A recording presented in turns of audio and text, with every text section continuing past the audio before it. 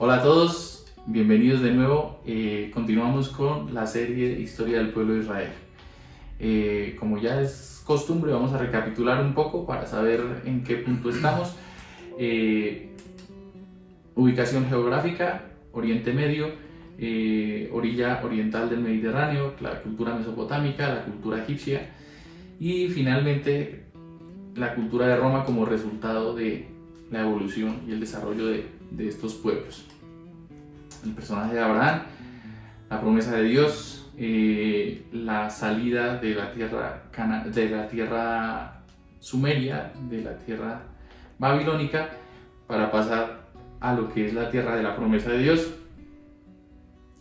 y la consolidación, el comienzo de ese movimiento migratorio y la conciencia que va a tener el pueblo de Abraham de que va a ser un gran pueblo, una gran nación. El personaje o patriarca Isaac, que es el hijo legítimo de la promesa de Dios, hijo legítimo de Abraham, que va a cargar con la leña para su propio sacrificio, como luego Jesús va a cargar con la cruz para su propia muerte.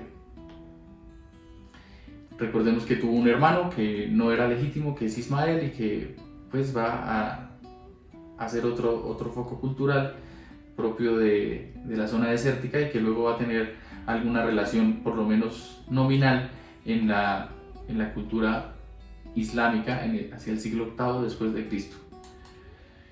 Esaú y Jacob como el hijo de la promesa, que no era precisamente el que le pertenecía a la promesa, heredar la promesa de Dios, pero que acaba siéndolo por las concordancias que tiene con el modelo cultural del pueblo de Israel, y quien va a ostentar por primera vez el nombre de Israel por haber combatido con Dios al lado del río Jordán, y el primero que va a ocupar ya lo que se considera la tierra prometida, junto con sus 12 hijos, que son los que ya se consideran el gran reino de Israel, conformado por las 12 tribus de Israel. Y llegamos, como les había dicho en el video anterior, al finalizar, aquí hay que ver por qué sigue la historia.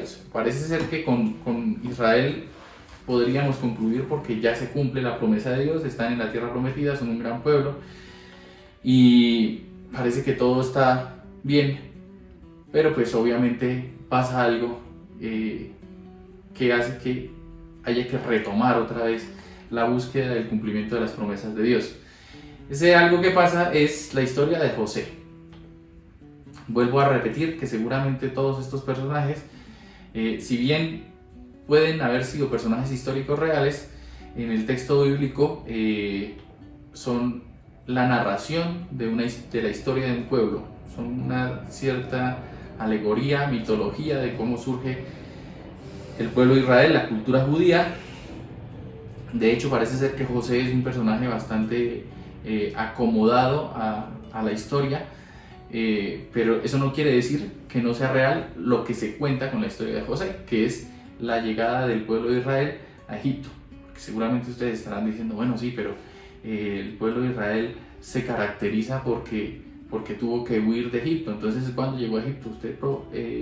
Néstor, no nos has contado en qué momento llegó el pueblo de Israel a Egipto. Pues bueno, eso pasa más o menos hacia mediados del siglo XVI a.C., hacia la cronología judía del nacimiento de José es más o menos hacia el 1545, pues más o menos hacia esas fechas.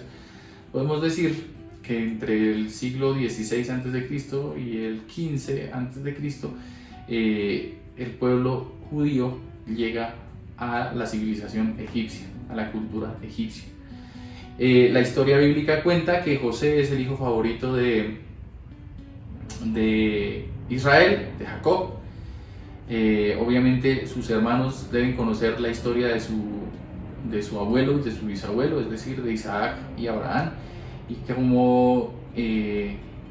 como Jacob se había quedado con la primogenitura que le correspondía a Esaú a partir de una trampa, y como al fin y al cabo lo que acaba siendo importante en esta cultura es la bendición del padre a uno de sus hijos. Y como José era el hijo favorito de Israel, sus 11 hermanos tuvieron miedo de que él fuera heredero de de la promesa de Dios, y urdieron un plan para quitar de en medio al personaje de José. Es lo que vemos representado en la pintura. La venta de José a los mercaderes. Es interesante que sus 11 hermanos dejen un plan cuidando ovejas en una zona desértica para vender a su hermano. Él es vendido como un esclavo. Voy a poner una diapositiva. Esta diapositiva, este mapa representa la ruta de la seda en el siglo I después de Cristo. Pero ¿por qué lo pongo? Pues porque seguramente esta ruta, o por lo menos esa ruta, se estaba construyendo en la época de la que estamos hablando, hacia el siglo XVI, siglo XV, siglo XVI antes de Cristo. Entonces es interesante ver cómo por esta zona se están moviendo muchos pueblos, se están moviendo muchas culturas, hay comercio, hay caravanas comerciales. Es interesante ver cómo hay movimientos por estos pueblos, por ese territorio, por ese corredor famosísimo, conocido como la Ruta de la Seda, que ha mantenido en contacto a todos los pueblos de Oriente y que tiene ese punto de confluencia en donde hoy en día es la Tierra Prometida o la Tierra Santa, según el modelo desde donde lo miremos, según el punto de vista. José, la figura de José va a representar también una figura que se va a dar en Jesús, y es que es vendido por 30 monedas, de la misma forma en que fue vendido Jesús. Llega más o menos a la cultura egipcia en el siglo XVIII, en la 18ª dinastía del Imperio Nuevo, aproximadamente en el reinado de Amenofis IV, faraón de Egipto. ¿Y por qué les estoy nombrando estos datos? Pues porque ustedes podrían averiguar en la historia egipcia en qué momento llega el pueblo de Israel o el pueblo hebreo en aquel entonces. Lo interesante de José también es que es el primero que va a ostentar una característica fundamental en el desarrollo histórico del pueblo judío, y es el don de la profecía. Profecía es la comunicación directa con Dios que permite predecir o vislumbrar qué va a pasar con el pueblo en su historia. Lo que pasó aquí fue que José llegó siendo un esclavo, pero el faraón estaba teniendo justamente en esa época unos sueños en los que había 7 vacas gordas y 7 vacas flacas, y las 7 vacas flacas se comían a las gordas. Había 7 espigas de trigo muy granadas y otras 7 que no daban nada de grano, y las espigas que no daban grano acaban agostando a las que sí dan mucho grano, y el faraón está pidiendo que alguien por favor le diga qué es lo que significan esos sueños. José toma la vocería siendo un esclavo y se atreve a dar una predicción de esos sueños. Lo que se demuestra con esa predicción es que el pueblo de Israel conoce muy bien la zona donde se ha desenvuelto desde la salida de la civilización mesopotámica hasta llegar a Egipto, y que sabe muy bien cómo funcionan los ciclos naturales en esa zona. ¿Por qué? Porque la explicación que da José es una explicación natural en la que dice: estamos en unos años de abundancia que luego van a seguirse de unos años de sequía, que van a hacer que pues prácticamente todo el territorio se quede sin comida. El faraón decide obedecer a esta predicción, lo nombra administrador de los bienes del faraón, de los bienes de Egipto. Construyen unos graneros, construyen formas de cómo acumular y gestionar el alimento, y efectivamente después de un tiempo toda la zona entra en una gran sequía, y así es como los hermanos de José acaban volviendo con su padre Israel, no volviendo, sino llegando a Egipto a pedir ayuda, a pedir comida.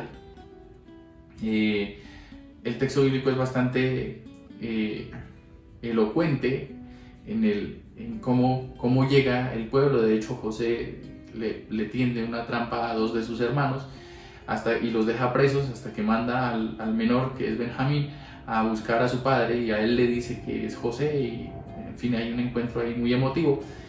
Y así es como el pueblo de Israel llega a Egipto. ¿Qué es lo interesante de esta llegada? Que aunque son esclavos, son de la alta sociedad. Es decir, aunque llegaron como esclavos, pertenecen a la alta sociedad porque José era el administrador de todos los bienes de Egipto.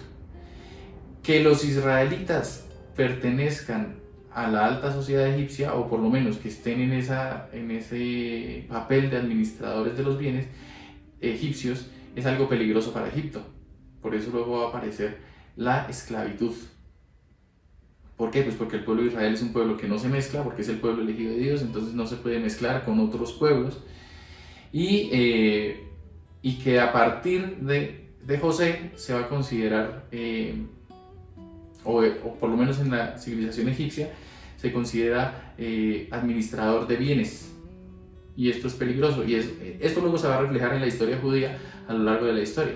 Si ustedes se dan cuenta, prácticamente los judíos allí donde llegan saben organizar su economía de tal forma que terminan administrando los bienes, administrando bienes. Son realmente geniales en este modelo de negocios, en este modelo, en esta forma de administrar dinero. De hecho, grandes firmas internacionales de financieros pertenecen al pueblo judío. Y esto viene desde aquí. ¿Por qué? Pues porque el judío asume que para demostrar que Dios le bendice, una de las pruebas de ello es la acumulación de bienes materiales. Y esto se viene dando desde más o menos el siglo XVI a.C. con la historia de José. Esa historia de José va a suponer más adelante un problema para el mundo egipcio, y ese problema del mundo egipcio se va a acabar solucionando con la esclavitud. ¿Cómo se esclaviza al pueblo? Pues matando o por lo menos teniendo un control demográfico sobre los hombres. Y el faraón va a mandar matar a todos los niños menores de 3 años israelitas. Esto pues va a hacer que esto se parece a algo que pasó también en la historia de Jesús, cuando Herodes manda matar a los niños menores de 3 años, hijos de israelitas, intentando matar a Jesús. Y tiene una importancia, y es que ahí surge la historia de Moisés. Entonces voy a terminar este video en este punto, y seguimos con la historia de Moisés, que es el gran héroe de la historia del pueblo judío. Muchas gracias y nos vemos en el siguiente video.